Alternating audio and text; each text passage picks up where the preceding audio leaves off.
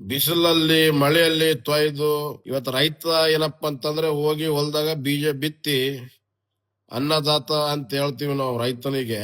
ಅಂತ ರೈತ ಸಾಲ ಮಾಡಿ ಏನೋ ಮಾಡಿ ಹೊಲದಾಗ ಹೋಗಿ ಬೀಜ ಬಿತ್ತನ.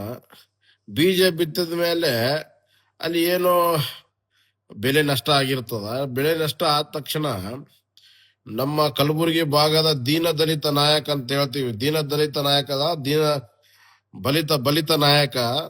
ಆ ನಾಯಕ ಬಳಿ ಹೋಗಿ ಹಿಂಗಿಂಗ್ ನಮ್ ಬೆಳೆ ಖರಾಬ್ ಆಗಿದ್ದೆ ಅಂತ ಹೇಳಿ, ಬೆಳೆ ನಷ್ಟ ಆಗಿದೆ ಅಂತ ಹೇಳಿ ಹೋಗಿ ಹೇಳೋವಾಗ ಮೋದಿ ಶಾ ಮತ್ತ ಅವ್ರ ಬಳಿ ತೋಳಿ ಅಂತ ಹೇಳ್ತಿರಲ್ಲ ಖರ್ಗೆ ಅವರೇ, ಹೌದ್ರಿ ನಿಮ್ ಮಗಗ್ ಮತ್ತ ಉಸ್ತುವಾರಿ ಸಚಿವ ಯಾಕೆ ಮಾಡಿದ್ದೀರಿ?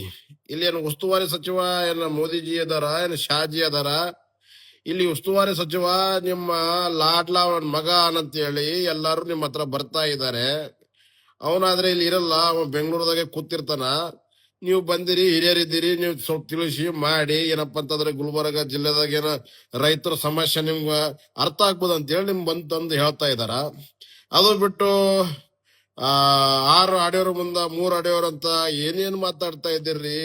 ಉತ್ತರ ಕರ್ನಾಟಕ ನ್ಯೂಸ್, ಇದು ಕನ್ನಡದ ಉಸಿರು.